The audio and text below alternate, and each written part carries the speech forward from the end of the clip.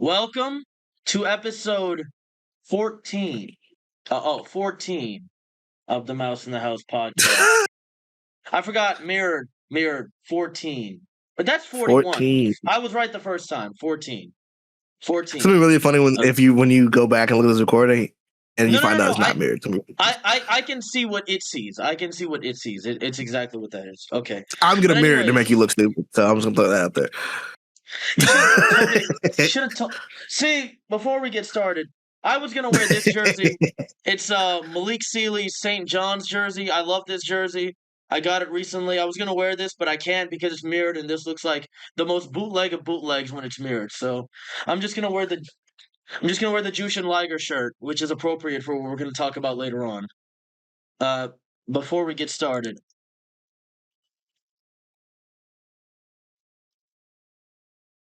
Why did you just drink out the bottle? You already have a bottle. Why not just? Yeah, but there's ice in this right Consumerism. Here. The water was already cold. You didn't have to do all that. Yeah, well, I already put water in here and I left it in the fridge overnight. Actually, I left it in the freezer overnight because this is insulated, so I thought it wouldn't freeze, but then too much of it froze. That's stupid. Yeah. So that's a bad decision. It's insulated, not temperature proof. It's not the same thing. So now the water is extra cold. Anyway. Extra breezy. Yeah. Anyways, welcome back to the podcast. We're going to try to be weekly again. Next time you see this podcast, actually, we'll be in the same room. So, look forward to that. As always, I am your host, your half-host, the house that Cammy built, and this is... I'm a guy who I have some beef I want to start this episode off with. Can I beef? Let's beef for a second. I just want to say from the bottom of my heart, if you, a grown man with children, walk into a sports department store and you don't even know what sport your son is playing, you shouldn't be in the store. Wait, what happened? Just want to throw it out there. No reason. I'm just saying, niggas coming into the store. People coming into my store. Bless their heart. Bless their spirit. Okay. Now, I have people come in for stuff late all the time. I have people buying track cleats when their track meet is in 25 minutes. And they get mad at me when I don't have their size. Why did you come at 4:45? What was wrong with you? Anyway. I had a dude come in. He said, yeah, I'm trying to buy some stuff for my son for his game today. Said, okay, what you looking for? He went, I don't know. Well, I don't know. What? You don't even know the sport? You can't even give me the sport? You don't know? It could be tennis. It could be football. It could be basketball. You don't even have a clue? I'm not helping you. Just give him some ASICs. That should cover all bases, I guess. This is stupid. Well, why are you here then? Why are you here? What do you want me to do for you? I don't get it. I just don't get it at all. I'm not a miracle worker. I'm not a miracle. Well, and I'm pretty good at my job, but I can't do that for you. I can't make you a good father. I can't do that. No, unfortunately, that's crazy. You don't get paid to do that. You are clearly not in your son's life. No, I'm not going to help you. You clearly don't know what he does in his life. You better show up at his track meet with some football jerseys. No, not on my watch. No. I won't be a part of that. No, sir. But what are we doing today? You're very excited for this episode, aren't you? If I remember 2 episodes ago, yeah, I was hating on Cammy. Because I told him he ain't done no draft work. He don't know what prospects we talking about. He don't know what we're talking about. Today is our draft episode day. I'm so excited how this is going to work. Now,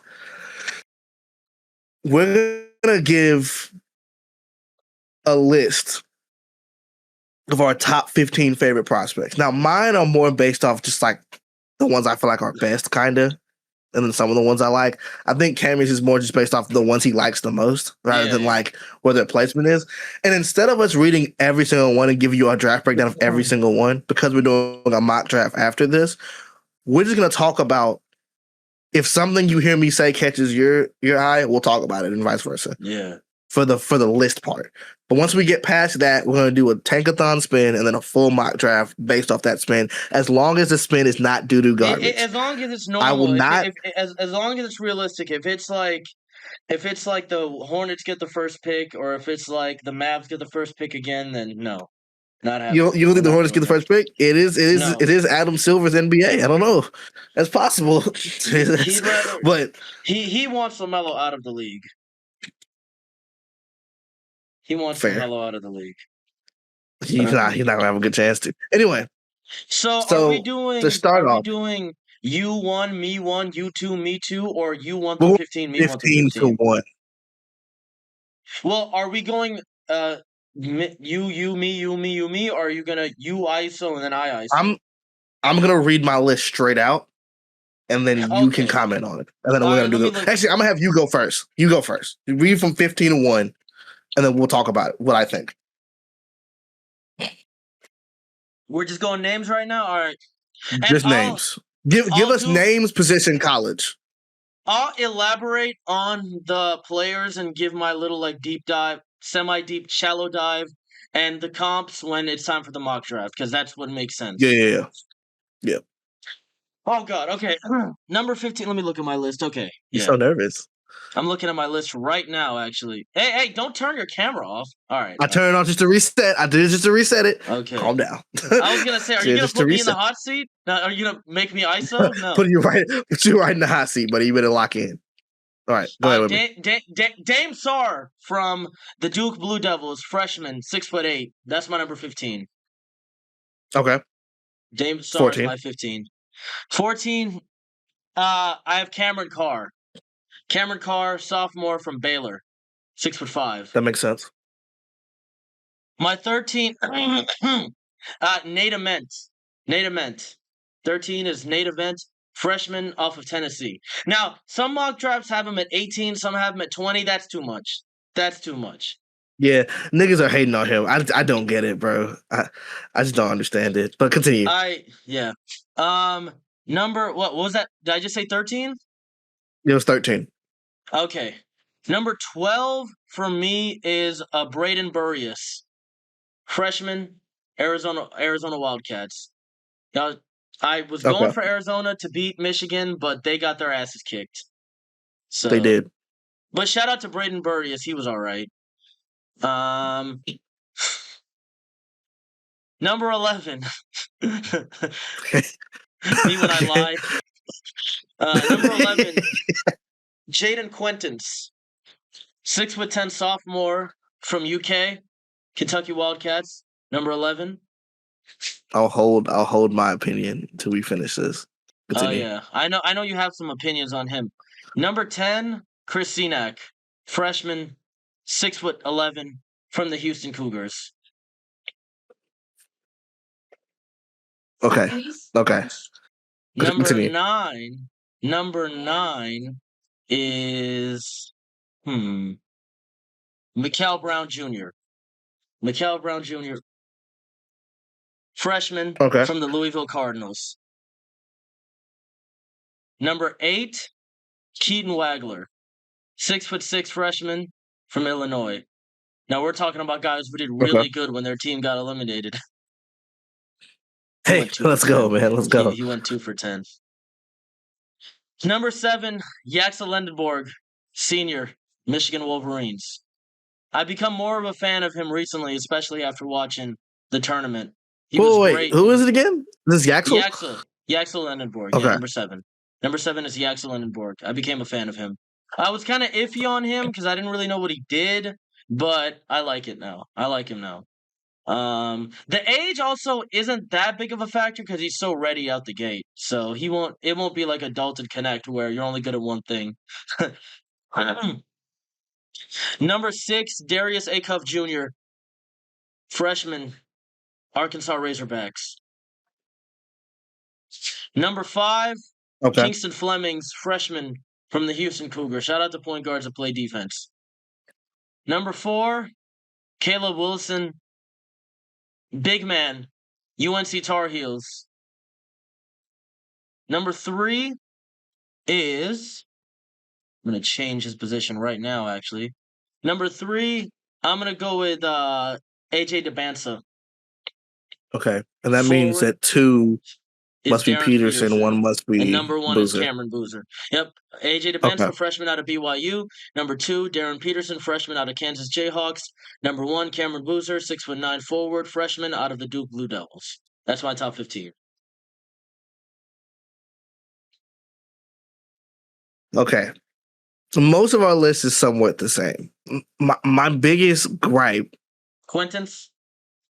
I don't get CNAC and I don't get Quaintance. I get Quaintance in the sense of I get them if you had one or the other. Both of them being together doesn't make sense to me. Because It's really like hard. for me, I think Quaintance and CNAC are similar in the sense of, well, not very. Quaintance has way less like proven skill. Like Yeah. he has a season of college basketball. It's not like this is his Not first really. year. Like he did play in Arizona State, but Yeah. all of his stuff is kind of like we project him to be able to do this. Yeah. Which is kind of why, to me, when you draft a center in the lottery, you need him to have a skill set. You should know what you're getting. What you're getting. Yeah. Unless he's shown something statistically that is an extreme outlier. My thing with CNAC is he just doesn't have I don't know what he is. Like, in a different way. In Quentin's way, it's like he's a full mystery box. We have no clue what type of player this is going to be. Like, he's just super athletic. He didn't get a chance to really show that this year because he was hurt. But he has the physical body, the tools to be center, power forward guy that plays normal center power forward role. Right. CNAC to me,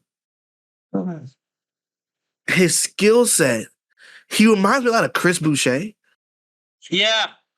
I don't know where most teams don't have the infrastructure for you to play center. And then I don't feel like you're skilled enough to be at power forward. So to pick you in the lottery feels weird. I put my comparison as evil Jalen Smith, but yeah. That's so rude. Yeah. Evil Jalen Smith is my comparison for CNAC. But the thing is, it might just be a me thing. I enjoy centers that I feel like can shoot, and he can move a little bit, and I think that'll separate him from guys at the center position. Like, he runs the floor pretty well. From what I've seen out of him, he runs the floor pretty well, and he can finish pretty well. So I think if he goes to a team that spends time, that has big men that can develop him, or has like guys they can hire to like develop him and tell him like, hey, do this in the post, do this when you're inside, I think he can be somebody. But CNAC is like, is he a tweener? Would you consider him a tweener even though he's 6'11"? He's a tweener because I don't know if he's a center. I don't know if he's powerful. He's a tweener. Yeah. So it needs. He reminds me a lot of Jaren Jackson in that way. Yeah, he does. It needs to be a sense where, all right, you either need to bulk up a little bit and be able to guard the guys down low if you want to play center, or you got to actually like full-time commit to play at the perimeter. Not full-time, but a lot of the time commit to play at the perimeter if you want to be a power forward. And I think we're out of the era of basketball where you being positionless was a plus. It is. I think we're back to it being a negative. To an extent, it is. To an extent. Like, if but because I'm not saying you can be versatile and not be positionless. Yeah. You know what I'm saying? Like Yaxel is versatile, but he's clearly going to be a wing. A forward, yeah. It's a forward. He's probably gonna be a forward, maybe a small forward if the team's large. But that's just who he's gonna be. Like, versus a guy like CNAC, where I literally, it's like, I think in order to reach the ceiling, which I think is like all-star level ceiling for CNAC, I can see that being possible. The team has to be like consciously built around him to succeed to reach that. And I just don't know what team would give that level of commitment to a guy that's going to be picked probably late lottery to if you listen to mock drafts in the second. No, not in the second. Not in the second.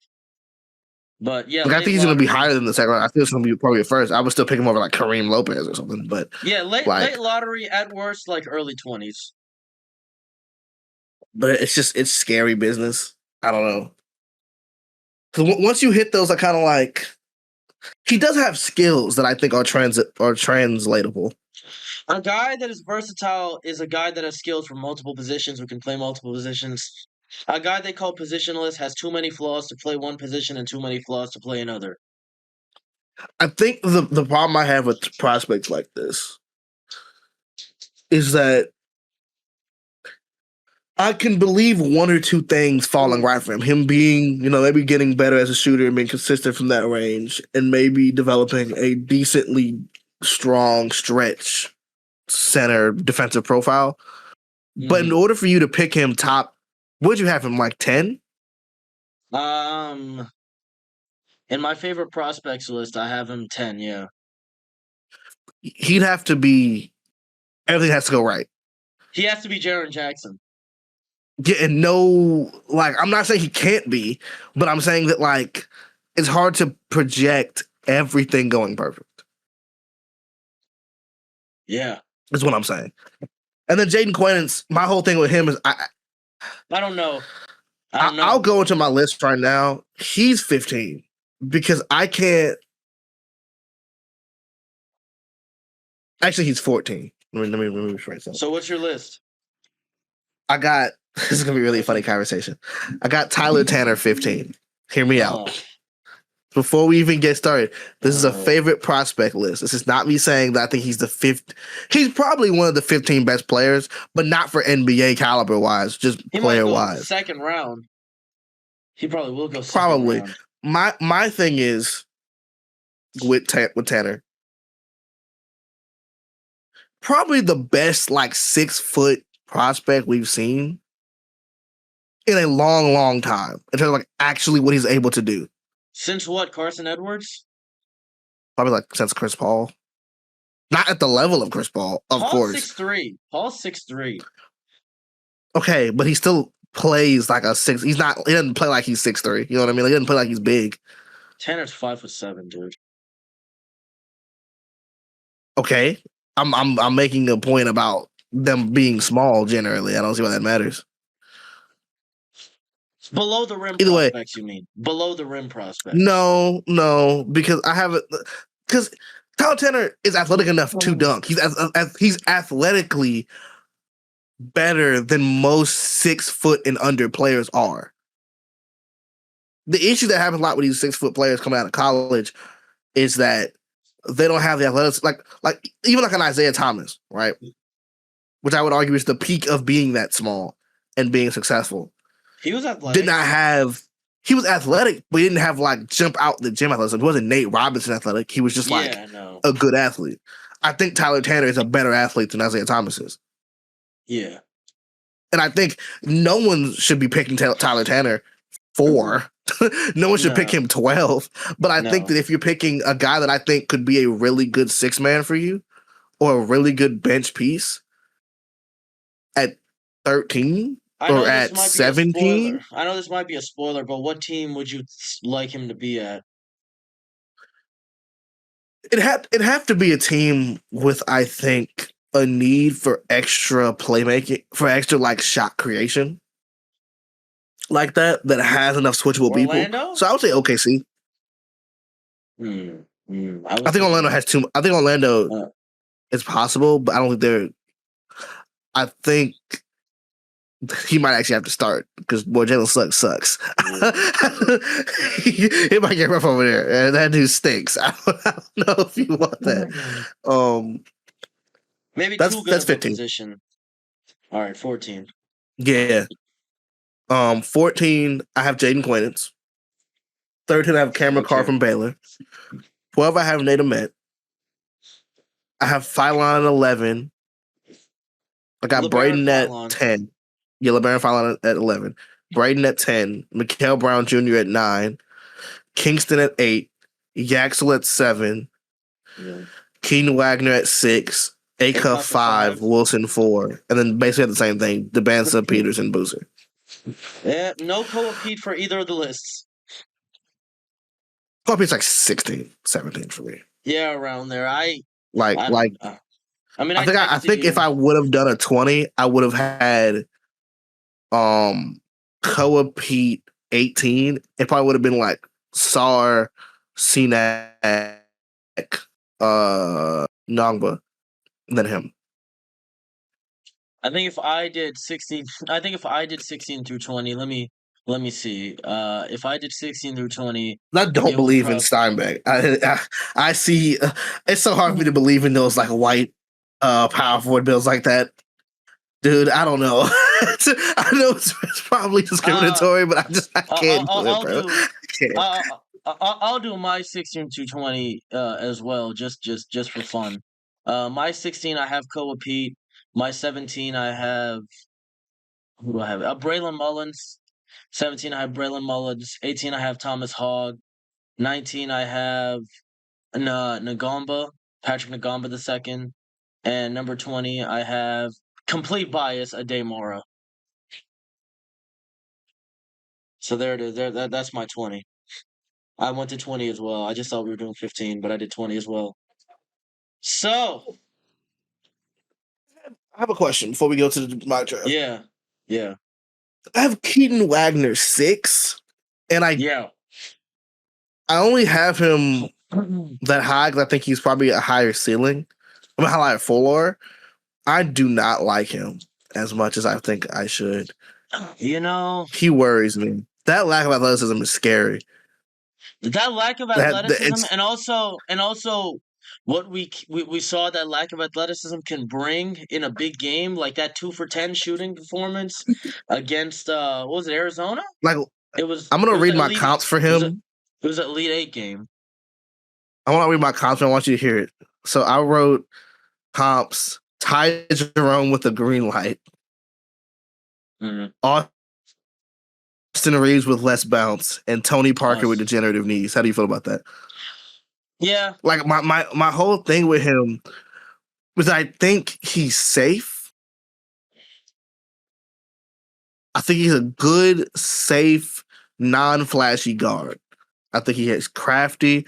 I think he has a good 3-point. I think he's a smooth 3-point shooter. It's very Austin he's a good catch and shoot, good creation. Very awesome. Yeah, he plays at a pace. He plays at his own pace. My worry is, will his lack of burst affect him at the next level? Or will that be exposed? He's a really good pick and roll player. He's a great shooter. He has NBA size. He's a good playmaker.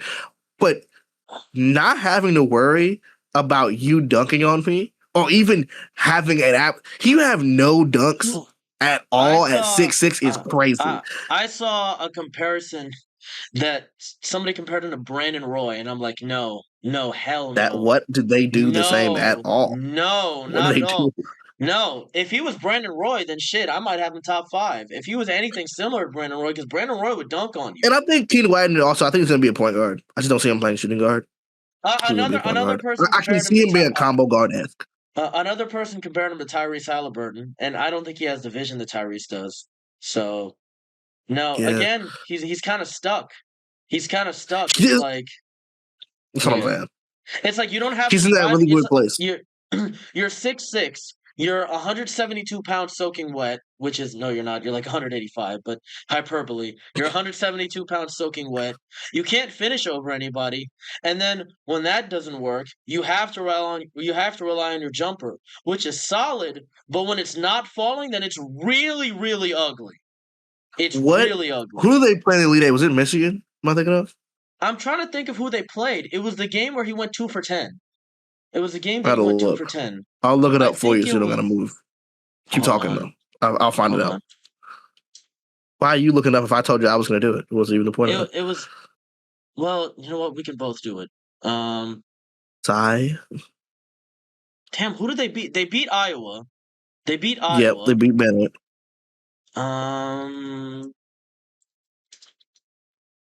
Who did they lose to? Oh, UConn.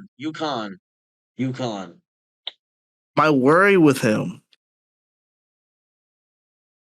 is I think that people sell him short on his finishing.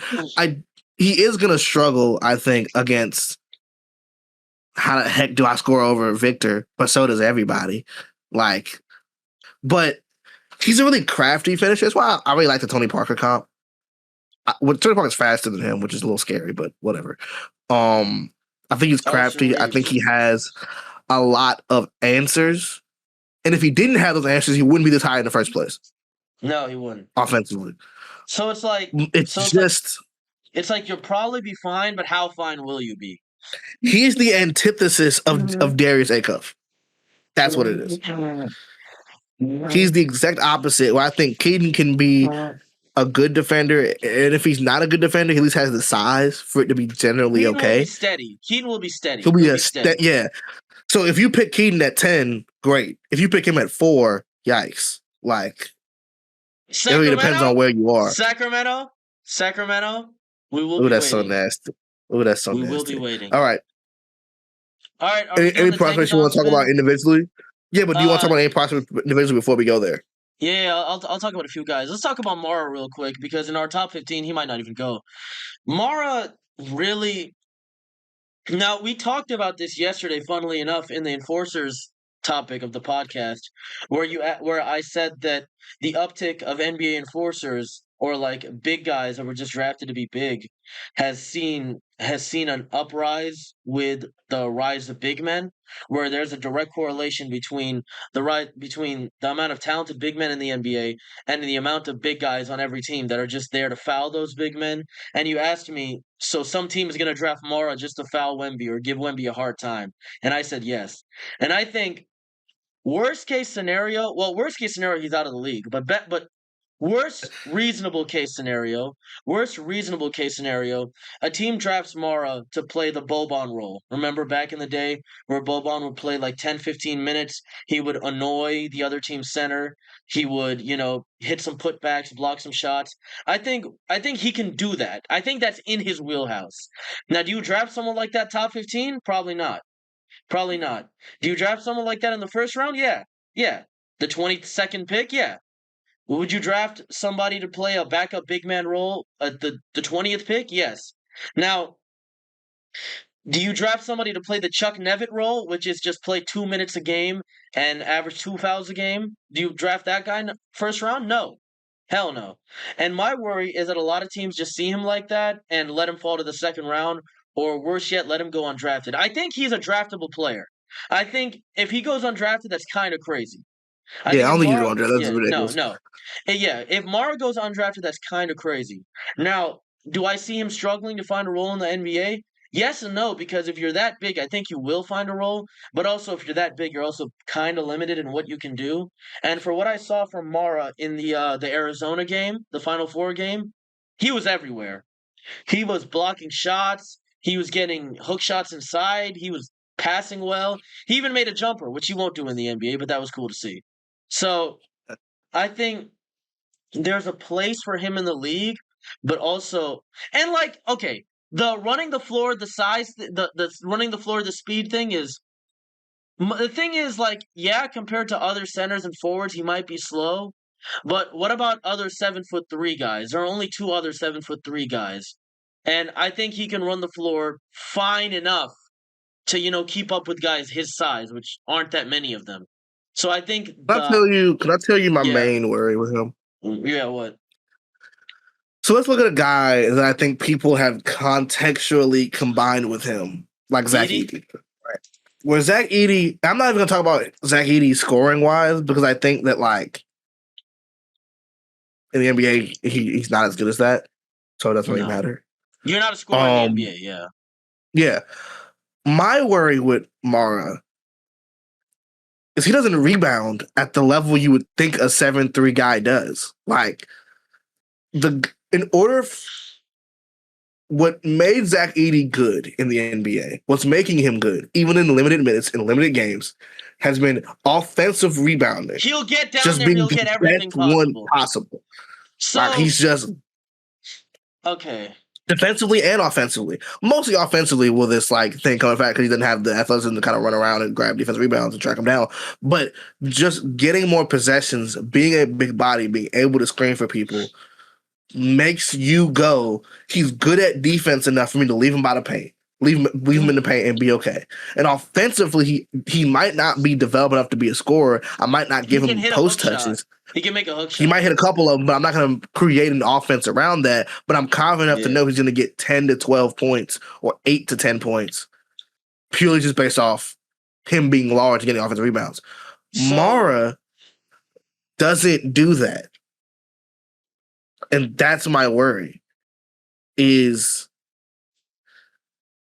I hate to be the guy that says, go look at draftballr and see what I'm talking. I hate to do that thing. His draftballr rebounding rate is a 26. You don't think that's crazy? 26 is crazy. He averaged 6.8 rebounds. This year. That's crazy. I think now his true shooting way better than any other top bigs, like those big tall dudes. Better than Boban, better than Edie, better than Bo, better than Taco Fall. And those like super tall dudes, has way more touch at the rim, and I think that's going to be way bigger of an impact. Because even if I don't, also he's more athletic than most of those guys, which you haven't brought up. He has a 35-inch vertical leap, a 33 to 35-inch vertical leap. That's crazy for a guy that tall. That's insane for a guy that big. Are you kidding me? Yeah. Edie's vertical leap was what was Edie's vertical leap? Less. It had to have been less. I don't know what. Probably it was less. Probably 7. I don't know what it was. And the thing with Mara is when you're that big and you have a 7'6", 7'7" wingspan, and okay, 6.8 rebounds isn't a lot, but the way he got those rebounds, like he had decent positioning. Like from what I've seen in him when he plays, he has decent positioning. He just doesn't get the rebound. And I think a guy with that level of athleticism, that level of good positioning, good size to control the glass, his IQ is pretty solid too. He's not dumb. He's not a dumb player. He's a pretty smart player. Like, you know the saying, you can't teach height? You don't have to teach him. He already knows a lot. So I think a guy with 7'3", 7'6", 7'7" wingspan, 33 to 35-inch vertical leap, who has good positioning on the glass, he's not a lost cause. And I think if you draft a guy like Amara, and give him like a year or two to really find himself, grow into his NBA body, see what he does in Summer League. He's going to dominate in Summer League. We know that. But to see how he stacks up against like the bigs in Summer League, like see how he stacks up against the Quentins, the Cam Boozer, what's it called? What the hell's the guy's name? Cenac. Even Alex Condone, if he gets drafted, which I don't know. Or can you do me a favor? Guys like that. Yeah, go ahead. So I'm looking at his stats. Mm-hmm. His defensive box plus minus is ridiculous. It's like 99 percentile. It's like 7.6. It's ridiculous. Yeah, it's crazy. Block percentage was crazy. Crazy. Percentile wise, you don't have to give me the exact number of percentage. What do you think his offensive rebounding percentage is? It's probably pretty low. What about his defensive rebound percentage? What do you think that is? Either or. No, probably not that high either. His offensive rebound percentage is 10.4, which is 26%. Defensive 20.4, which is about 50, like average. But you're an average to below average rebounder as a 7'4" dude. And keep in mind, I will say that the year before that, when he was in UCLA, his block percentage was higher. His offensive rebound percentage was higher. Defensive rebound percentage was kind of around the same area. So there is a weirdness of you having a 16.9 offensive rebound percentage last year at UCLA, which is 95 percentile, going all the way down to 10 is kind of crazy. And I do think he's probably not as bad as his this year numbers would lead you to believe. He's not as bad as those numbers say. He's not as bad. I think he's probably in the middle of that. I think the question becomes, can I give a guy who's in the middle of that 20 minutes a night? I think, or 15. Can I do that? And is it worth picking you if you can? I don't think it's worth picking you with like the top 10 pick or like a top 12 pick. But say we're at like 15, 16, and teams that need a big man are up there. You could go ahead and pick him, give him a year or two to really grow into his body, and then come year 3, he's still 24 years old. He'll have that level of maturity. He'll have that knowledge. Again, he's not hopeless. From what I've seen from him, not hopeless. From what It's not I've hopeless. seen from him, he has good positioning. This isn't Taco Fall. This isn't just a guy that's tall. Well, no, Like, Taco was kind of talented. Taco was talented. This isn't what's that? A Mamadou and Die. This isn't Mamadou and Die. This isn't him. No, Taco was a legit NBA prospect. Taco was a legit prospect. This isn't Simbular. This isn't Satnam Singh. There you go. This isn't Satnam Singh. This isn't Satnam Singh. This isn't a guy who, oh, he's tall, he'll grab this many rebounds a game. No. Mar's a smart guy. He's athletic. Again, man, a 33, 35-inch vertical at 7'3". That has to mean something. Like that's not just like, you don't just grow guys out of a lab that have that much. Really good playmaker in terms of like great passer. How much he has the ball. Great passer. Like really good feel as a passer. Especially for his size. Like he probably. And that's what I'm saying. I'm saying like his type of player has never existed in the NBA. It's so weird. He's an outlier. And like it's up to him and the team that drafts him. Is he's an outlier in the Hasheem Thabit way or outlier in like the Walker Kessler way? Well, I don't know where well he's gonna go there. We have seen players. The thing with the Beat is we did see players like him before. The Beat just wasn't good. He just wasn't good. That's what I'm saying. Like if you look at the player comps that people come up from Mara, a lot of times either they're like just purely defensive centers who have no offensive feel, or they're like this is tall guys, and he's not neither. He's in between there. I mean, my comparison. I mean, I have a comparison in the middle. My comparison for Mara is Rick Smits if you took him to big man camp. That's my comparison. Because Rick Smits, another guy, not that great of a rebounder, but had decent rebounding mechanics. Rick Smits, pretty good inside scorer, but actually, Rick Smits, pretty good inside scorer, but wasn't as good as you wanted him to be. And on defense, he left a little bit to be desired, especially on the rebounding end. I think Mara could be like a Rick Smits, but better defensively. And I think if he plays like 15, 20 minutes a game, he could like average like 6 rebounds a game, which is pretty good for somebody who plays that much. And probably what you want out of your backup center. Again, Mara won't be a guy. How many minutes did he average in Michigan? I can find that. Let me see. Yeah. How many minutes did he average in Michigan? He averaged 23.4 minutes. Okay, so about a half. And he was their starting center, right? Yeah. And I will say that the last year in UCLA that I was talking about earlier, he only played 13.1 minutes a game in 33 games. See, okay. I will add that. I think that does matter. So I think Mara will, at most, he'll average like 21 minutes a game. He'll be the backup center. He'll be their backup center. He'll back up like Mark Williams or something. I don't know. Bobby Portis level minutes or something. Not Bobby. No, he'll play. Bobby plays a little too much or played a little too much, but like someone like that. Gary Trent Jr. last year. It's gonna be crazy. Dantas Montehunas minutes like 21. Montehunas was actually like productive because Montehunas wasn't good. Chase Bunger minutes. Let's stop disrespecting him. Let's get to this. but is there anybody else you want to talk about before we get to the Tech-a-thon, bro? Yeah. But bottom line on Mara, don't overthink it, but also don't underthink it. There's one more guy I want to talk about. If you don't have anybody, yeah, go ahead. Keep going. In the pre-draft process, I think the top 3 is the easiest to look at. All the information already laid out for you. The next 5. So how I kind of have my draft board is I have the top 3, which are just top 3 good level players, right? I have a circle of players, which are the antithesis of each other. I have Keaton Wagner and Darius Acuff in a similar role, and I have Yaxel and Nate Ahmet in a similar role. Yaxel and Caleb Wilson in a similar role. Sorry. Yeah. And then I have the run of guards. So Kingston, McHale, Phylon, Burries, which isn't the same, but whatever. My favorite prospect that I've discovered, I think, in that time, I really love Cameron Carr. I really like Cameron Carr a lot. I like Cameron. He's one of those players that I think has developed a role in the NBA that didn't exist before that. Where he is a 3-and-D player. I think he's going to be a 3-and-D player. But I think he has a high athletic ceiling. Like, he's a uber athlete.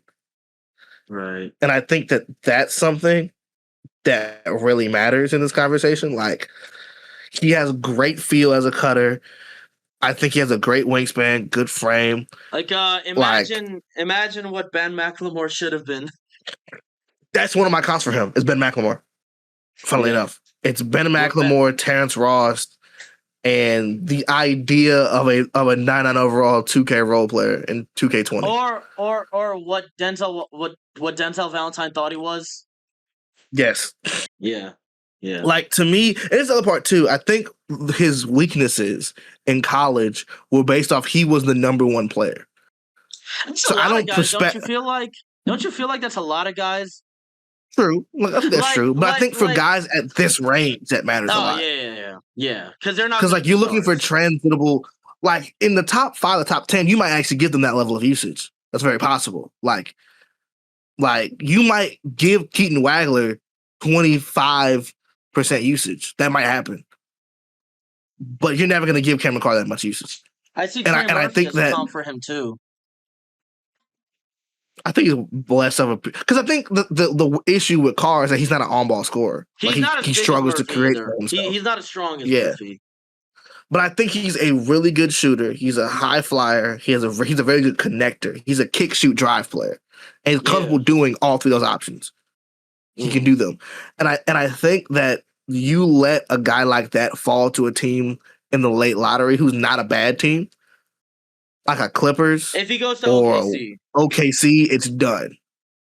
That's Lou Dort, but offensively talented. You're in a now he's not as strong as like Lou Dort is. Like, his frame he needs to get more physical. That is something that he has to work on and get stronger. But it's not like he can't. And I do think that, like, his shot selection and decision making is a little worrisome at 21 for him to have played as many years as he has. For you to still kind of have those issues, a little worrisome. But I think if you shrink his usage, those issues won't come up. Right. If you take him from the number one scorer on an actual conference good level team to 8th man or starter, 3rd or 4th option, I think that's different.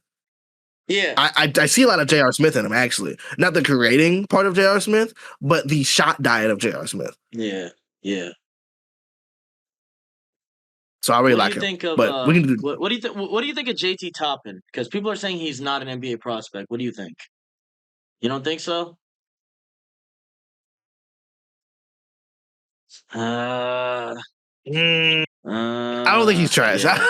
Let's be clear. He's probably gonna pick in the second round. Probably will have some good moments. I just don't know if I would. He's not the best prospect on his team. It's Christian Anderson.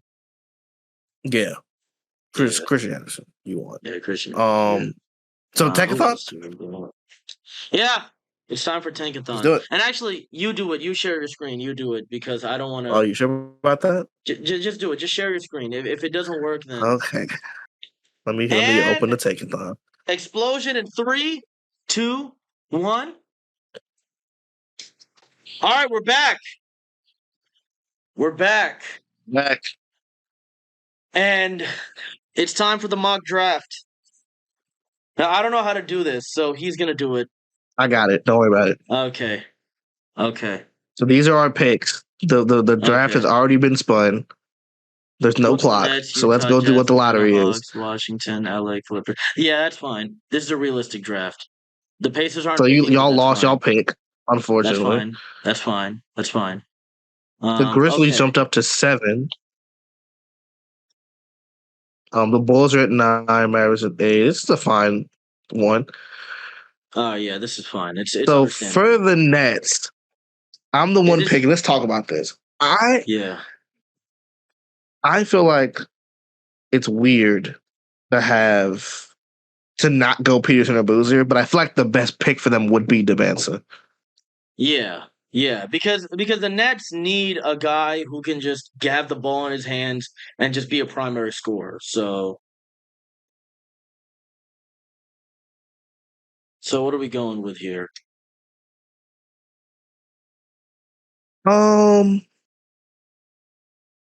Let's. It's rough. This is a rough place if you're the Nets too. You set Yeah. the table for everybody else. Suffering from success. So we could hold the Hawks and leave them only Boozer. We could hold the Hawks. Oh no. Oh no, we only have Cameron Boozer. Oh no. Well, because where are they going to play Boozer at besides Jalen Johnson? What does you do then? Is Jalen Johnson a small forward now? What do you do? So I'm gonna say AJ? we pick. I'm gonna say we pick AJ. Okay. AJ So DePanza. Welcome to the Brooklyn Nets. Okay, so the Jazz. This is even weirder than the Nets because the Jazz have like every position filled. Like, yeah, they're a weird team because it's like, and I'm not gonna do a trade here because I don't know how to, and I don't know how to even set that trade up. I don't even know where I'd start. Can you do a trade here? Is that possible? Can you do that? I don't know. I know that. So I don't know if we I'd could do go a hypothetical trade if we decide to do so in our heads. I don't know if I'd go with. I think they would use the pick. I don't know if I would go with Cameron Boozer because they already have their top 3 front court positions filled out. Well, Walker Kessler might leave. We're not sure about that. They have talked about that pretty frequently. I'm gonna assume that they keep Walker Kessler because why wouldn't they? But then the thing is, Peterson just plays where Ace Bailey is. But... yeah, Ace Bailey, exactly. They could make Ace Bailey a super 6 man, but then they have Isaiah Collier already doing that. So I'm gonna now the thing that makes most sense for position would be Kingston Flemings, but I'm not gonna do that. I'm not that shameless. No, not on our watch. Not top 2. I'm gonna go with Darren Peterson. Because I think they tanked for this in the first place. They have to pick one of the 3. Yeah, All the 3 are going to be weird positions. You got to pick one of them. Yeah. And I think Ace is the most likely to head to the bench because he's such a question mark of a player. So I'm going to go with Darren Peterson. You think it's possible they trade Lauri Markkanen? You think it's possible? They could trade finally. They could trade Larry Markkanen. If they knew the second pick, you think they trade Lauri? Because if you trade Lauri, that way you could pick Boozer. You could pick Boozer, and then you just move Jaren to. Well, I guess you still are in a weird position there. I'll go Darren Peterson. Pick Peterson or defense and be okay now. So now the Atlanta Hawks. And then you're the Hawks. Is this me again? This is you again. Yes. Okay. So Boozer, he played the 4, so that means Jalen Johnson would be the 5, and then Jalen Johnson would be the 3, and Onyeka would be the 5, and then you play what's his pick? Now, see, my idea was that the Hawks would get like the 4th or 5th pick and take Kingston Flemings or Acuff, but I don't think they would take. They could pick Caleb Wilson. You could. Caleb Wilson to play center? They could, honestly. We could. I mean, I think he'd be a better pure center than Boozer would be. Yeah, but I think Boozer's top end talent squashes that. I think they still go Boozer. That's a weird fit. I don't know what. I think Jalen Johnson has to play small forward then. I think they would have to make it work.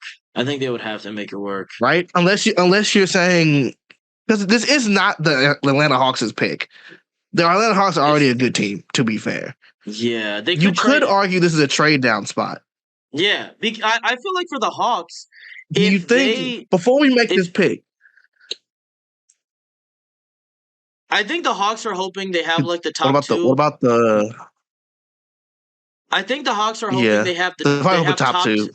They either hope they have top 2 or they hope they have 4 through 6. Because that's the position where they would most likely have somebody that would match them. Because top 2, they could get AJ or Darren. And then 4 through 6, they could get Mikal, Kingston. Okay, let me suggest something. Darius Acuff. Let me suggest something to you. Because let's say you're the Atlanta Hawks GM in this moment right now. Yeah. Let's say the Milwaukee Bucks say, we'll give you Giannis for the 3rd pick straight up. Yeah, I'd probably do that. You say yes? Yeah, I'd probably do that. So now am I drafting for the Bucks? So that's one. Let's say that's one trade offer. But I'm just bringing examples. I just want to see where your head's at. It probably would take more than the 3rd pick to get Giannis, but yeah. So what's the other offer? You think you'll take more than the third pick where you're guaranteed? Because keep in mind, in this moment, this could be Darren Peterson. It could be. You know what I'm saying? Like, it could be Debanza. We could have easily picked Darren Peterson for the Nets or picked Boozer for the Nets. Very possible. Yeah. Is that the only I don't offer know. you have? What if the Kings say, what if the Clippers say, we'll give you 5, the Pacers pick that we traded for next year, and Benedict Mathurin. Where would And Mathurin fit? They already Isaiah have Jackson. Kuminga. They already have Kuminga. Where would Mathurin fit? Well, there's no guarantee Kuminga's going to be there, to be fair. They haven't re-signed him yet. So they sign and trade Mathurin to the Hawks?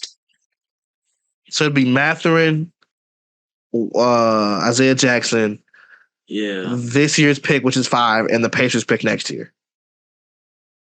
Pacers pick won't be that good, but yeah. I would do. So you would accept that too? I would do that. I guess. But where's Mathurin gonna play? Like, are they gonna sign and trade him? Is that what you're saying? The Hawks? I mean, the Hawks can just keep him. It's not like they can't. No. They don't have a small forward. The Clippers. Are they gonna sign and trade Mathurin? Because he's expired. They'd be signing and trading Mathurin in this case. Yes. Yeah, I'd probably do that. Yes. And then the Hawks would run next year. It'd be, let's say they go at 5. So it'd be Kingston Flemings or Keaton Wagler, Mikal Roth, something like that. Acuff. Yeah. Then Nickeil Alexander-Walker. They would honestly do that. They would honestly do that. They honestly would do that. Yes, they would. They would. Instead of Rishashe, it'd be Mathurin. Mathurin, who's better? Yeah. Boozer. Yeah. Jalen Johnson. Yeah. Well, not Boozer because they don't have Boozer, but Jalen Johnson. Okongwu. And we can't even trade the pick though, unfortunately. Not in here, but we know what we're doing. Yeah. I would do that.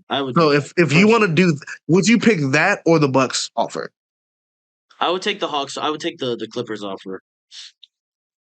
So let's do that. Let's say the Hawks trade down to 5 with the Clippers for Mathurin. It's the Clippers picking.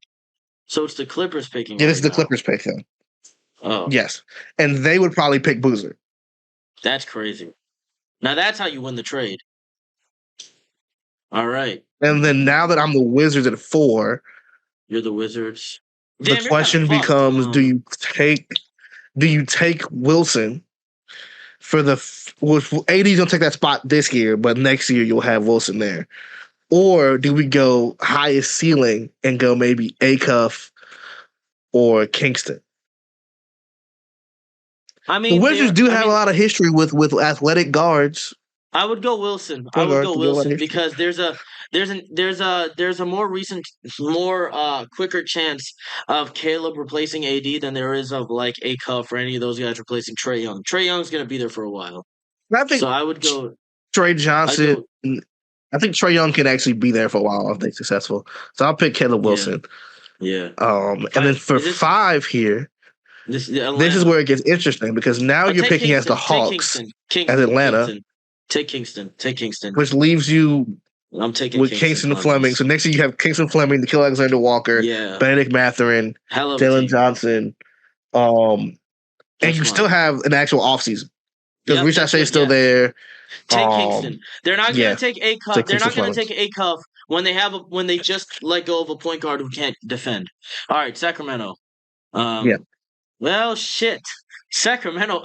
Again, this is a lot of Bucks here. This is a tough cookie. This is a tough cookie. Again. Yeah, go ahead. Go ahead, Adam Silver. Flatten the lottery odds. Go ahead. You want more of this? And then you're wondering why... This is trash. You're wondering why teams are bad? The Kings are actually bad. They're actually a bad team for real. Like, this is rough. They're terrible. They're terrible. So I think if you're the Kings, if you're in this spot, I think you have to pick Acuff. I think you're forced to. Yeah, because they don't. Who's their point guard? Because Yaxel's not going to fly. Who's their point guard? Their point guard right now is Russell Westbrook. Okay, so nobody. Well, technically it's Devin Carter. But it's also Westbrook. I'd go. Actually, would you go Mikal Brown over Acuff? I think if you're at this point in the Kings, you have to shoot for highest ceiling, right? And And probably I fail think because that you're the A-Cup Kings. ceiling is higher. And probably fail because you're the Kings. All right, Memphis. You want to draft True. Memphis and I'll True, you draft probably will Dallas? fail. You want to draft Memphis and I'll draft Dallas? I'll draft for the Grizzlies and you draft Dallas. Yeah, I'm fine with that. Okay, so who do you And if I was think? the Grizzlies, I'd pick Mikael Brown Jr. Oh, okay. Oh, Just is that how you feel? I Let's talk I about was it. gonna go yeah. I was gonna go Let's talk about it. Yaxel. I'm not against it. Cause I'm I not against really it. What do think you think? Why you think Axel? I really think y'all need a forward. I really think y'all need a forward to replace Brendan Clark. Just fully make Yaxel the starter. Go from there. See if you could do something with Ja. Because Mikael Brown Jr., are you drafting him with the imagination that Ja would be gone soon? Because in your mind, you keep Ja until he gets injured again, and then you trade him. That's what you said. I think the issue is Yaxel is a pick for a team like the Mavericks that have pieces already. Yeah. That can be good. Because right now your lineup is right now the Grizzlies, your Coward, blank spot. I mean, Yaxel could fit in that blank spot. I mean, GG Jackson maybe. But then it's like your future core is gonna be Howard, Yaxel, 80. And that's weird. That's mid. That's mid central. That's a weird collection of people. It's a weird group of people. Yeah. I don't know. So Mikael Brown, would you just have him back up Ja and just have it go from there? So if you do have to trade Ja, you just roll with Mikael Brown? I think Mikael Brown Jr. can play beside Ja and be fine. Even like Keaton Wagler's in play, but it's just like he's the antithesis of Ja Morant. Funnily enough, if Yaxel was 19, would you draft him? If Yaxel was 19, I'd definitely draft him. That's not a question. Okay. So it's the Except you're 25. That's the problem. Yeah. if you weren't okay, so like if you weren't old and feel that way. I'd go with Keaton Wagler in that case. Because like Ja can't shoot, you need a shooter next to him. I go with Keaton Wagler. You know what? I'm gonna make a decision, and this is about me, not about what I think the Grizzlies would do. This is me saying if I was the Grizzlies, I want Nate Ament. I think that Nate Ament fills an issue that's already present, and I think that Nate Ament has a better feel and clear 4-year picture for where he'd be at right now than what we currently know about the Grizzlies' future. Once the Ja trade happens, that's different. I bet right now you really wish Yaxel was 3 years younger to go with Nate Ament. I really wish he was 22, 21. I really wish, but I can't do that. Okay, so now this is for Dallas. This is me. Yes. This is you. Is Kyrie still their point guard? Does he play point guard? That's up to you. You're the GM of the Mavericks. It's up to you, man. So their payroll for next year would be Kyrie, one of Clay and Middleton, Cooper Flag. Who's their power forward? You also can look at trade downs. I mean, the Heat are down there. OKC's down there with a bunch of picks. The Blazers are down there. I think Dallas would use this pick.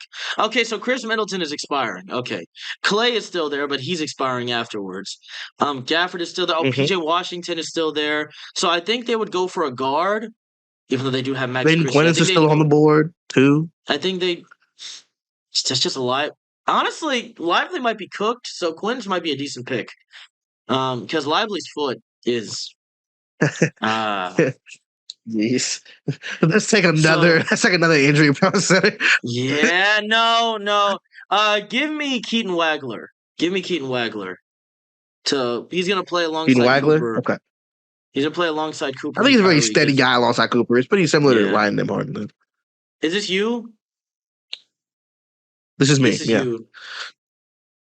And this is I really want to give them Yaxel so that they don't have to play Patrick Williams anymore. Is that crazy? Yeah, I was thinking that. I know you probably could pick Mikael Brown Jr. and be okay. I think he has a higher ceiling than Yaxel is. Dude, but I do think that the Bulls in this moment, Dude, Get him off my court. Why the fuck is Patrick Williams averaging 30 minutes a game? Does he have dirt on Jerry Reinsdorf? Who else are they going to play there is the issue. My thing is when I Everyone really else, wish they don't have wings. They don't have forwards. They don't have anyone else to put there. I really wish I had Chicago because I was gonna. Do you think they go with point guard Giddey going forward, or do you think they don't? I don't know. I really don't. I think the question is like just make up for. It's weird. A freshly rebuilding team, is picking a 25-year-old. But that's true. That is very true. So I guess we can go Mikael Brown for that. Yeah. Mikael Brown was my pick. I mean, Phylon's still down here if you want to pick Phylon. I'd go Mikael Brown. Mikael Brown for them to have a steady hand at point guard, or even to play the two if they're going to go with Giddey at point guard. Oh, God, I'm picking for the ops. I'm picking for the ops. All right, where is... This nigga's going to pick Kyler Tanner. All right, welcome to the... Pick some bullshit. Now, if I'm the Bucks, which who missed on the Atlanta trade, not picking Andre Stojakovic. We don't know where Giannis is going.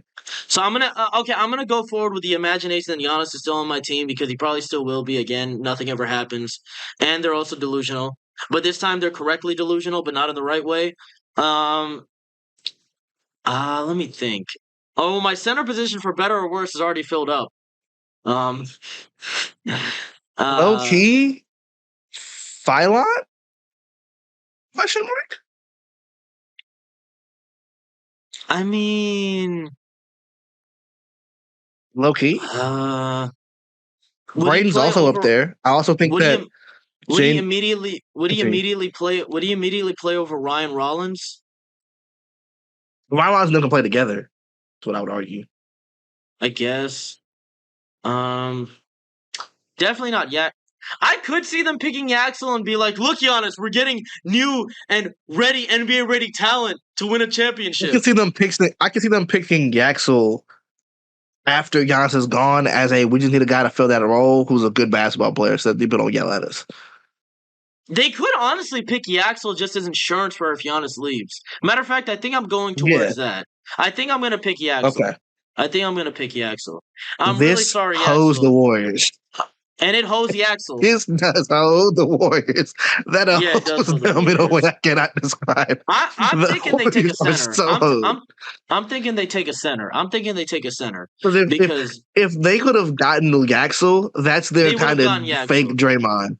Yeah, that would have been really elite for them. Yeah, fake Draymond. But now you're like, what do I do? Because do you want to be the guy to pick Mara at 11? Where is he? Where the hell is he? He's 10. Strike 10. Do you want to be the guy to pick Mara? Do you want to be the guy to pick Nagba? Look at my screen. Look at my screen. On Discord? Oh. You're not sharing your screen, so I can't see. You can't see my screen. I just typed in Chris Senac. Do you think they would take Senac? Ooh. I'm really considering it because they could be like a stretch big who can run the floor for Steph, or they could go for Quentin as like, oh look, it's Kevon Looney again. He does have very much Kevon Looney-esque. Oh my god. Okay, my thing is I'm gonna go with Senac, and I think the reason why is because I don't think they retain Kristaps. I think Kristaps is gone after this season. He's out of here. They're not going to try to do that again. So they're going to be like, we want to recreate that. We want to recreate that Kristaps thing. We want to get a center who can shoot, run the floor, and they're going to say Chris Senac is like younger Kristaps. So I'm going to say they pick Chris Senac. I'm going to go with Chris Senac for the Warriors. That's nasty. I'm going to go with Chris Senac. No, I think if the Heat do this. By the way, for the Bucks, by the way, when I was joking, I was typing in Andre Stojakovic. You're sick. For the Heat here, this is gonna be really funny. They are such a Kareem Lopez team. Like if they weren't at 12 and they was pick 23, I swear it'd be them. Do we not know anything about Kareem Lopez? Why are none of his vitals filled in? Only his height and wingspan. Because he didn't play in college. played in New Zealand, I think. Remember? Oh, So he doesn't have any okay. college numbers. They don't know how old he is? They don't know how old That is he weird. is? They don't have his age in there. Yeah. It's funny, but I do think people actually don't know. I think that actually is humorous. I think people actually don't know. But welcome back, Thonmaker. I think the Heat. I would pick center because I don't think they believe in Khalil Ware. I just don't think they do. So just draft Chris But I think the clearest answer. I think the clearest answer is Phylon. Yeah. Yeah, because it's the last two guards. Because Taro Rozier's out of there. Nico Jovic isn't really, he's whatever. So yeah. All right, is this you? This is and you. That puts us at Blazers, who I think they're kind of in a weird place. But I do think that if there was a team here to pick Cameron Carr or Koa Pete, it'd probably be them. I would say they pick Cameron Carr because I don't think they would pick Koa Pete because they don't plan to get rid of Jeremy Grant anytime soon. They probably want to keep Jeremy Grant. So I'm gonna find Carr, and we're gonna go with him. Hey, you didn't hear this from me. If you take Blue and White Man and give Cameron Carr his minutes and take Blue and White Man out of the rotation, they're a better team. You didn't hear it from me. I'm telling you, word is born, son. No, I heard it from everybody. I swear he's not good. He's not. He's so clearly not good. It's so frustrating. Dude, he's in that role where if you were not good at free throws, you would suck at basketball. It's so funny. His true shooting is so bad. It's so bad. It's so bad. It's still doing but garbage. It's so funny that he's that bad at basketball and Blue and White. Yeah, because I'd probably have the same opinion about him. And he plays like he's whether Blue he was or wasn't. He plays like he's Blue and White just too. Asking for stuff, just with his hands out. Can we get paid for it? Okay, Dame Sarr. Dame Sarr is going to go to OKC. That's the pick that I think everybody has them taking. That's the pick that I have them taking. Because I'm just imagining we'll pick the Grizzlies 16, and that'll be last pick, by the way. I'll pick Grizzlies 16, and that'll be it. You don't want to go to 20? You don't want to go to 20? I want to go to I want to pick for Toronto. Yes, we can. We can do 20. We can do 20. Yeah. We can do 20. It's okay. We can do 20. But I'm imagining Dame Sarr as, what's his name? Bilal Coulibaly, but he can actually shoot. Anyways. So, my Charlotte pick. It's really weird because I feel like they have their center position locked up. So I'm sorry, Mara, because they have Moussa Diabate and then they have Kalkbrenner. So I don't think they need any more centers.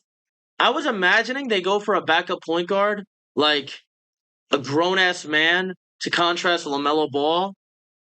And my pick for that, like a guard who can actually play defense. A guard who can actually. You're saying Khan in this scenario. So you think about Brandon Miller's playing good and Khan is also. So you're saying that you're trying to pick a player that's going to be on the bench for those two. A backup point guard. Okay. Because Trey Mann, you don't believe in. Fuck no.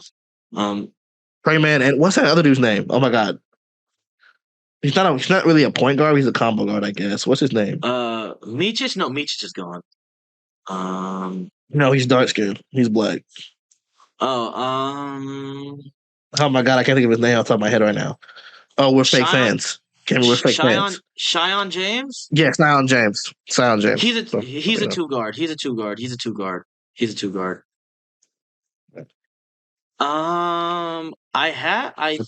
think. Dude, it's hard. It's hard because again, Charlotte might be another team that just trades their pick. I'm gonna go. Who's gonna trade up to pick who? Trading up to pick Amara? I'm gonna go with like an older point guard who's like a more steady presence. I'm gonna go with Bennett Stearns. Okay, that's fair. And now I kind of see like what they're kind of trying to build over there. And I think that you've picked a project guy already. So I think at this pick, you'd want to pick someone with a little bit more like clear transitable skills. I'm gonna go with Braden Burries.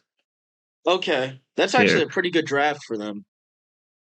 I think that'd be really good for them. And then for the Hornets, who are back here again, they could come out with. Now's the time. Now's the time. I think that Quaintance goes. Yeah. How do you feel about that? I like that sense. I think this would have been. I think this would have been the Chris Senac team. I was thinking either Quaintance had he fell here. I was either thinking Quaintance or Patrick Ngumba. Do you think they keep? Do you think they keep 20? Do you think they keep 27 days, 27 nights? Do you think they keep him? That's what I'm saying. I think if you pick Quaintance, you get rid of 27 days, 27 nights. I think if they could have picked, if things could have laid perfectly, they probably would have wanted to get CNAC. That would have been their perfect replacement for 27 days, 27 nights. Yeah. But because they can't do that, I think the next best thing is either A, They have to do compromise. You could pick Mario, but it's like a very different center. No, they have what like you already have on the roster. They have Kalkbrenner. But I think you have Kalkbrenner already. I think you go with an athletic guy. So I think you go Quaintance. Yeah, because Quaintance can run the floor with LaMelo. So yeah. All right, OKC's on the clock. Wait. If you want to pick for the Raptors, does that mean that I need to pick for OKC? Yeah, and I'll pick the last. Okay, I'll do the last. Two. Okay, so I would pick Patrick. Okay, Patrick. Because they're probably going to get rid of. Man, I don't want them to have. They're probably going to get. But they're probably going to get rid of Isaiah Hardenstein for money reasons. Yeah, they will. They will. They're going to need a center. San Antonio. Whether it's because I don't think they believe in Chet to be the center full time. At least all minutes him being center. So I would say him. So what I'm imagining San Antonio gets is I think they get a forward because I don't know how much long Harrison Barnes has left, and they're also you got what's his name on the bench? Wait a minute. They do got what's his name on the bench? He ain't played that much this season. Carter Bryant? What's his name? Carter Bryant. They do have Carter Bryant, but I struggle to see who else they could go for. Like, I don't think they go for Carter Bryant, a center. Champagne. Not a center because they already have Luke Cornett. But they don't have a third center. Is this the Mara team? I mean, Luke Cornett is pretty Mara-like, funnily enough. In terms of what I think his actual role would be on a team, I think that's pretty funny. Now, that would be a pretty good team because I don't think they're going to need Mara anytime soon. And I don't think the Spurs are begging for a prospect. So I think Mara, that would be a good place for Mara to get mentored by a guy who's close to as tall as him and a guy who plays like him. So honestly, that might be the Mara team. That might be a Mara team. Mitch Johnson Pop would love Mara. So San Antonio's the Mara team. All right, Toronto. Toronto's such a weird team. They need a guard. They need a scoring guard. You gotta pick another wing. Kareem Lopez, here we go. They need a scoring guard because I don't think they're getting rid of Pirtle anytime soon. So here's the issue with scoring guard. How many are left? You want Mullins? You want Tyler Tanner? No, not Tyler Tanner. What do you want, they already have a midget. They already have what's his name? Jamal Sheed. Shit. You're in a tough cookie, buddy. Someone's got to go. I am in a tough position. I think, honestly, do they take Mullins? You can go Isaiah Evans. I can see that too. Yeah, but the thing with Mullins, I'll tell you this right now: if Evans falls to the Pistons, that niggas gonna be furious. That's the perfect place for Isaiah Evans is the Pistons.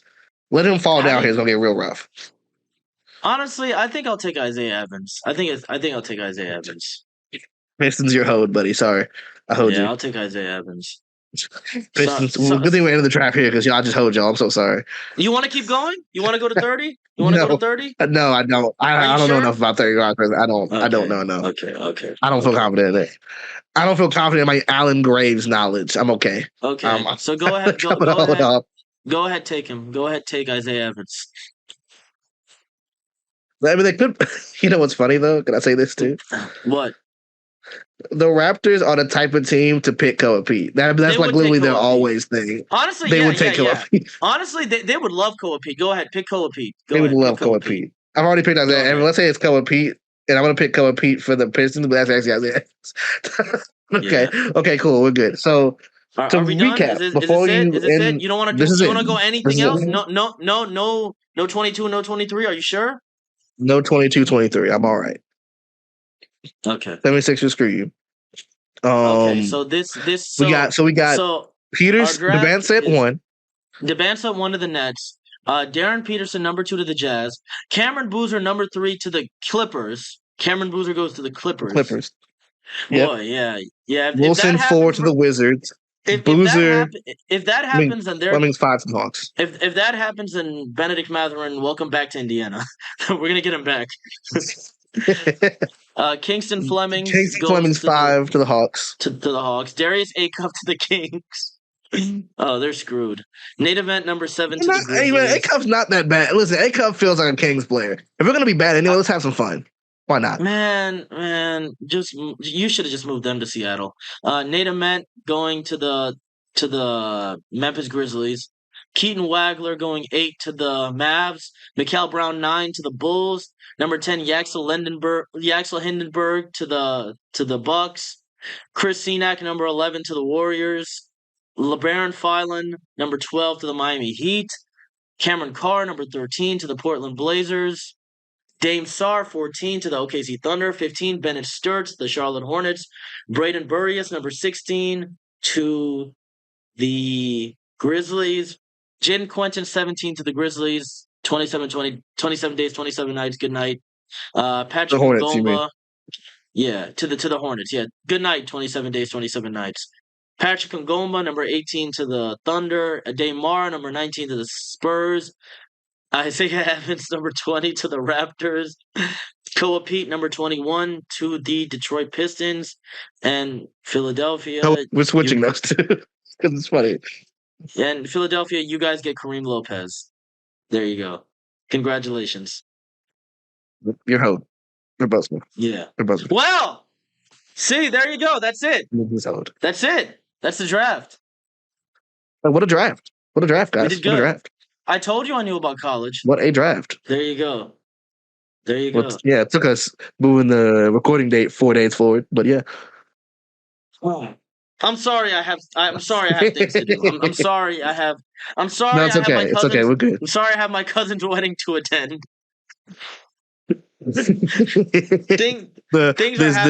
This great action of love, and I was like, nah, you need to get locked in on Patrick Nyong'o, buddy. Dude, literally, I will tell you right now, I'm gonna delete this and I'm gonna put our faces in the middle. Let me just put our faces in the middle like we did at the end. Cause now it's just the time for small talk. Before we end this podcast. And a little bit of discussion about where we'll be next week. I will tell you right now, I worked my ass off for this, and I am proud of the knowledge that I have. Dude, literally after class on Monday, after I edited some of my story, I headed right to the library, and I was just looking at prospects. I was just watching film on the NCAA website and on YouTube and stuff, and I was like, oh, this guy does this guy does that. My Africana Studies professor actually walked up to me in the library. And he was like, "Oh yeah, Chris Senack. How do you think he's gonna be?" And I'm like, "Oh no, I'm kind of finding out right now. I got an essay to do for your class, and then I got a mock draft to do for my podcast. I'm being quizzed in class about these prospects when I'm just learning about them now." And honestly, it was pretty fun to do this without the Pacers in it because it takes away bias on my end. So, like, who would the Pacers draft? It doesn't...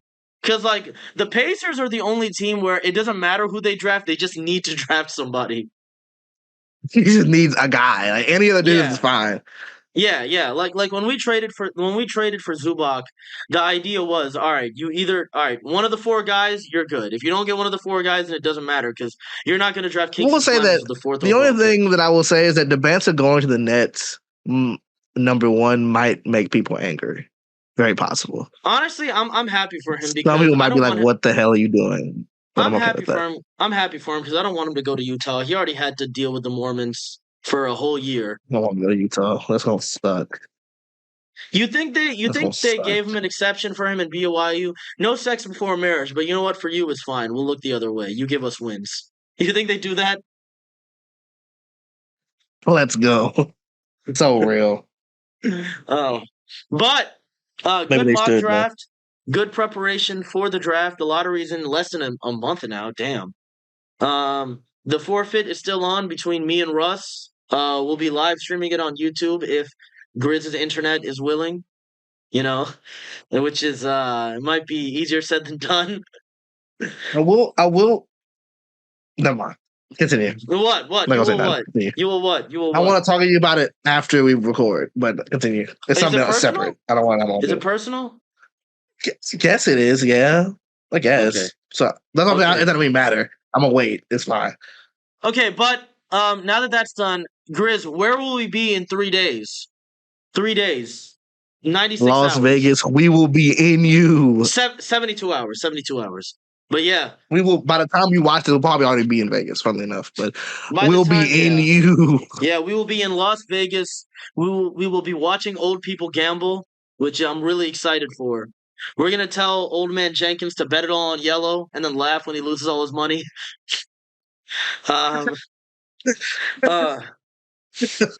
So disrespectful. We should should we do that? Should we just like give like old people like really bad gambling advice?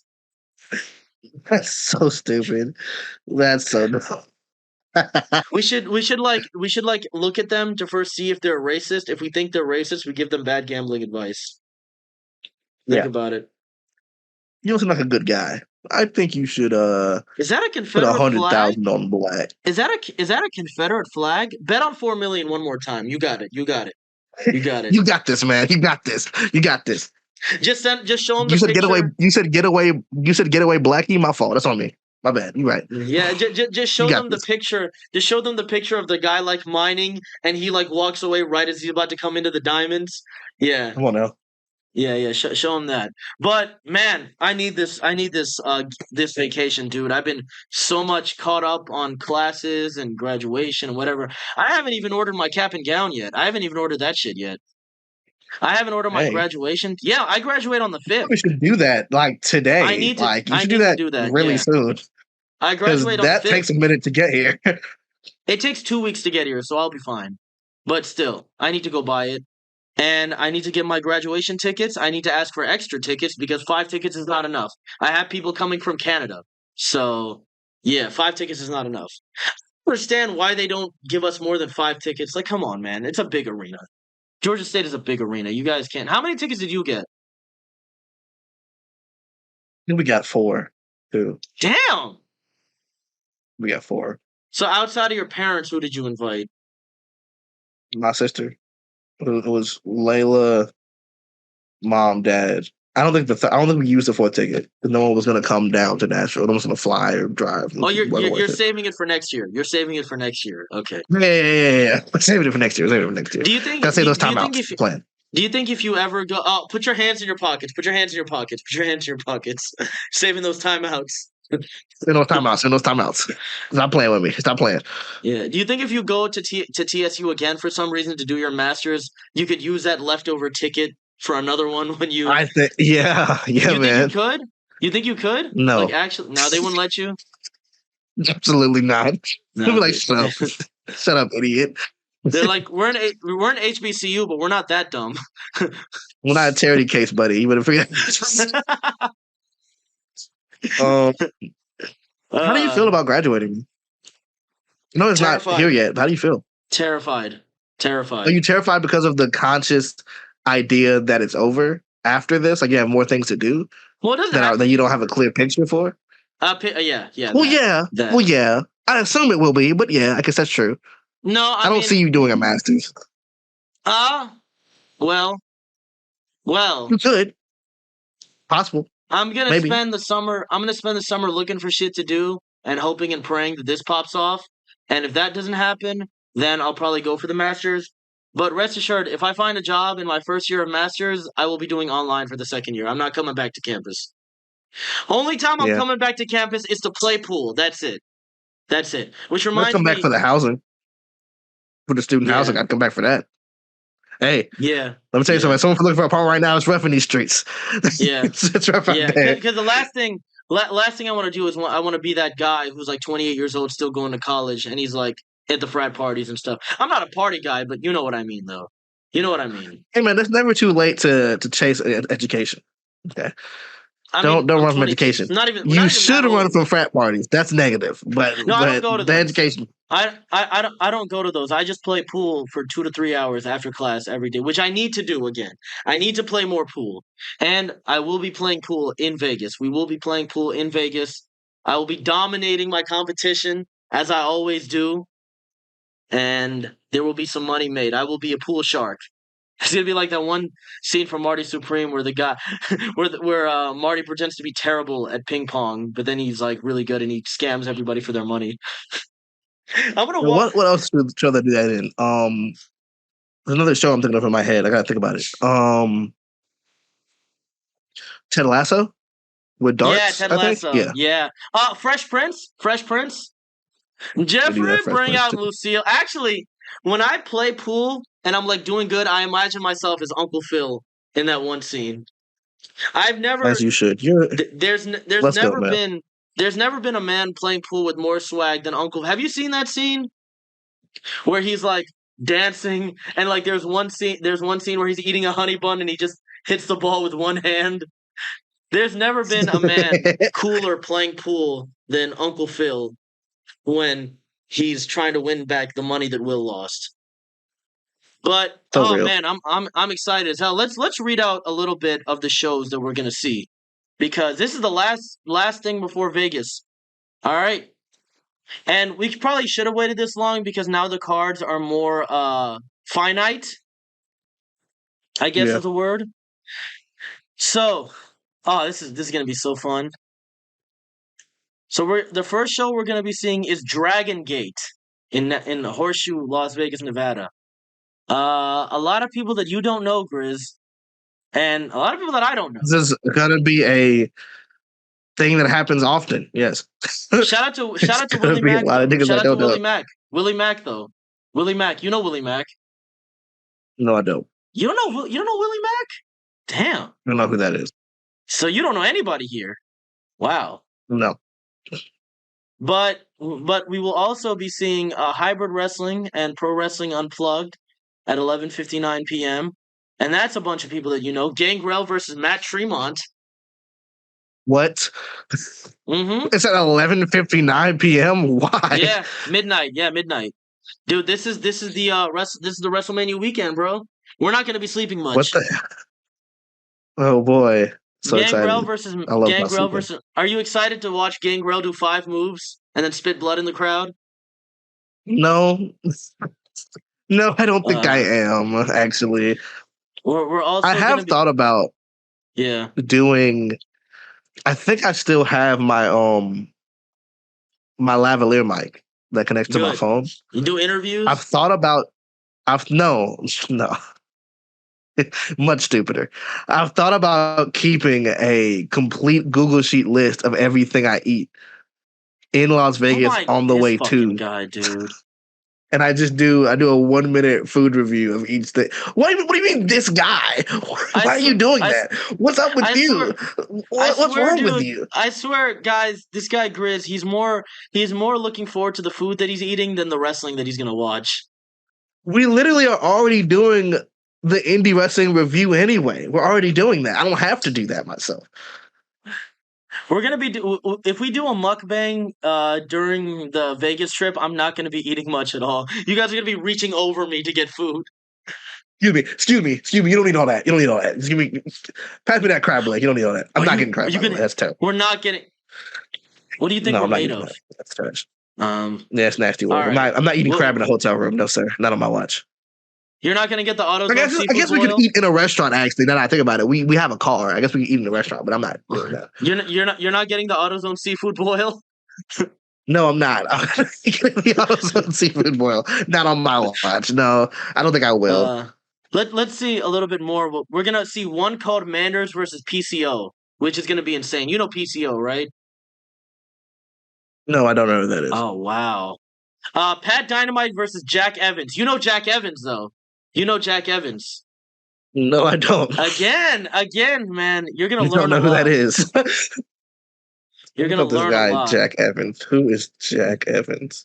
He's great. Yeah, I feel like I've seen this guy's face, but I don't know who that person is. The original crazy white boy of wrestling. All right, progress. This show's gonna be okay. What else are We're we gonna seeing see? What else? Tessa Blanchard in CMLL. person, guys. Okay, I'm so okay, excited. okay. The fact that you bring that up out of the whole card. The thing is, the This card is gonna be so amazing. trash. The card is I amazing. hate her so much. The card. Why does she keep getting look? What's wrong with people? Isn't it so ironic that we're not going to WrestleMania because of morality reasons and because the card sucks, but we're watching Tessa Blanchard? Tessa Blanchard. I mean, I've watched Tessa Blanchard, unfortunately, but I didn't know she was going to be there. We know she's going to be there. But CMLL, though, we're going to see Mystico versus Hechicero. That's going to be good. You know who Mystico is? I think I know who the other person is. You know Hechicero. Pretty sure I know. He's like the Don Callis family. He's insane. I'm pretty sure I know them. I just don't know them by like matches, but I know their name. I know who that We're person gonna see Claudio Castagnoli versus Atlantis Jr. Again, great match. Great match. That's not gonna be hard. By the way, me and Jacob have this joke where when I showed the card of Mystico being on the show, Jacob said Sin Cara wins again, Grizz. I did see that. I did see that in the group chat. I forgot about that. And I said the bad Sin Cara as well. Grizz, it's over. Y'all are so stupid.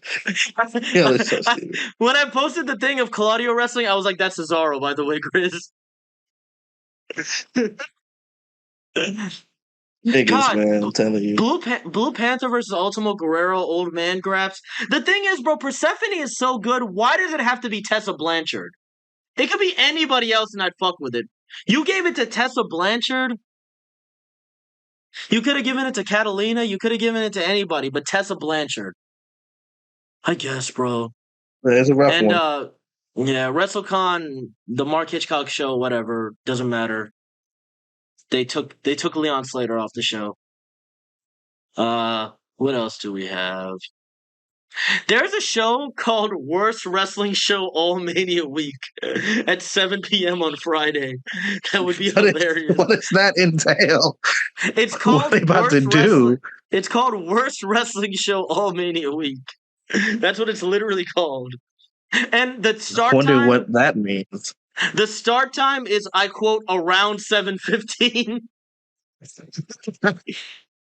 That's funny. And that's the most accurate. That's the most accurate that's ever been for a start time. The NBA should do that. The NBA should around 7:15. Around something like that. Around there. And then we have the Death Vegas Invitational, which is going to be Grizz completely out of his comfort zone. I can't wait to see how you react to this. I don't know how I feel about this one, guys. A three-way death match. No rope barbed wire. Nick Gage and Matt Tremont versus El Desperado and Jun Kasai versus Masashi Takeda and Rina Yamashita. There's a deadly airtime, high-stakes heartbreak jackpot match. There's a cute, sexy, hardcore three-way match. And there's a drop-dead gorgeous three-way tag match. I'm sorry, Grizz, we're going to have to see this show. Be throwing words together, bro. You can watch your favorite tag team, the Bushwhackers, at WrestleCon. It's fine. I know how much you love Rhino and Heath. It's okay. No, Rikishi's Polynesian Bash got canceled. Oh, no. What else do we have? MDK Fight Club. Game Changer Wrestling. So we're going from that to this. Another no rope barbed wire match. Slade versus Dr. Redacted. Let them know, bro. Let them know. Hayabusa and Masato Tanaka versus Bear Bronson and Mr. Danger. Mr. Danger is insane. I can't wait for you to see Mr. Danger. Gringo Locos, The World on Lucha. It's all right. But the big thing that we're going to see is, well, Josh Barnett's Bloodsport, but that's I need to see that. That's just something for me to see. You guys can tag along. Oh, a Friday Night SmackDown. I never heard of this show. You want to buy tickets to that? It's at 4:30 p.m. All right. I don't know. Right. It's at T-Mobile Arena. It's probably booked well, right? Well, I hope Lil Yachty's there. You don't want to watch the Andre the Giant Memorial Battle Royal, TBA versus TBA? You mean when Royce Keys wins and then doesn't show up at the WrestleMania? No, I'm all right. He wait, do the pose, do the pose. Do the pose. All right, man. I think I'm okay. I think I'm cool. Joey Janela's Spring Break. This is the big show that you want to, pun not intended. This is the main show that we all want to see. Tell me how you feel about this. The Sandman versus the Invisible Man. Just go ahead. And this is the Sandman's last wrestling match ever, by the way. His last match ever is against the Invisible Man. Tell me what you think. No, I just like, bro, what's up with y'all, man? What are we spending our money on? Are you gonna play along? Are you gonna play along with the crowd, or are you gonna be like, I don't get it? I don't get. There's no man there. You're gonna be one of those. You're gonna be actually, I don't see a man there. Actually, he didn't pick up anybody there. The finger in the air. Well, actually, he's not there. I don't think that's true. Oh, Joey Janela actually not present. Joey Janela versus Brody Lee Jr. That's gonna be fun, though. I'm excited for that. Brody, yeah. And then Atticus Kogar versus Hayabusa is gonna be fucking insane. Oh man, this is gonna be a good ass show. And then we have the clusterfuck, which you have to see it to believe it. Oh, we're not going to Killer Cross presents FSW Mecha 11? We're not going there? Are we going? All the proceeds go to QAnon donations? No? Okay. Yeah, don't ask them what they think. Yeah. Wait, are we going? Oh my god, dude, I forgot. We're going to Juggalo Championship Wrestling as well. I forgot about that. Holy shit. Holy shit. It's just words. Oh my god. Dude, we're going to see Cocaine wrestle. Oh yeah. Let's go. Oh, this is incredible. I'm just naming things now. That's what I'm saying. You're just saying words. Like, I don't know what these mean. Effie's Big Gay Brunch. WWE WrestleMania 42 Saturday probably sucks. I don't know. Not. Oh, we're gonna be. Is that an indie show? What type of show is that? We're gonna go to a cool WrestleMania watch party though. We're gonna go there. They're gonna have a show there apparently. Supposedly. Yeah, supposedly. They're gonna have food there. I know that sounds fat, but I'm being dead serious. This fucking guy, dude. We would have ordered food anyway at the hotel. Serious. That's the. Well, you got to hold on. You got to think about. Wait, what? What'd you say? We were gonna order food anyway at the hotel if we were to watch the hotel. Well, that's what I'm saying. If that's gonna be the last meal we eat before we have to do all the flying stuff. Twice. Oh, I guess it's 2 nights. Yeah. But listen, I'm fine with doing a watch party for WrestleMania because I don't really want to record our reactions to anything. I just want to record our reactions to the main event endings. Because boy, I know they're gonna do some bullshit for Pat McAfee and whatever. If he's really not at this point, I hope Pat McAfee was the surprise because if it's not and it's somebody else, then oh man, that prediction that you gave last week, I really hope that I'm back to fix my company. You know what's coming, man. You know what the sad part is? Vegas would cheer. They would cheer. The crowd would cheer. Would. You know what else they do? They do the, look at me. They do this. Every time I saw him come out, we're talking about Vince. Every time I saw Vince come out back then and they used to do this, you know what I mean, right? People in the crowd would do this. I'm like, bro, is that necessary? I never did that. It's sucking on 15, bro. It's crazy. They did it for Triple H once, and I was like, oh my god, that's even worse. Yes. That's nasty. But after WrestleMania, we're going to the Immortal Clusterfuck, Joey Janela Spring Break. I'm excited for that. After WrestleMania, I thought we were going to the watch party though. After WrestleMania Night 1, we're going to the Clusterfuck. It's part of the collective. How late is it? 10 p.m. 10 p.m. Oh, I guess we're in Pacific time, huh? Yeah. We're in PST. That makes sense. Okay. And then we'll probably record the first part of the podcast, which is talking about WrestleMania Night 1 and all the indie shows and stuff before we go to the Sunday watch party. And then when we come back to the hotel from the Sunday watch party, we'll give our quick thoughts on Night 2. And then we'll head out back to our homes. But that's in 3 days. 3 days! 3 days. I'm a little, can I be honest with you, Kevin? So so you know how I've been saving up money for the apartment and stuff, right? Like trying to get like out. Yeah. Us having this trip right here is so financially stupid. Just, not in the negative way. Not that I don't want to do it, because I'm going to do it, because I want to do this. But what I'm saying is, my mom asked me, she was like, why don't you just not go on the trip? And I said, are you crazy? It's like, absolutely not. It's like, there's, how much money do you think you're going to spend? I'm like, I don't know. She's like, you're going to come back and just be broke, I guess. Did you tell her?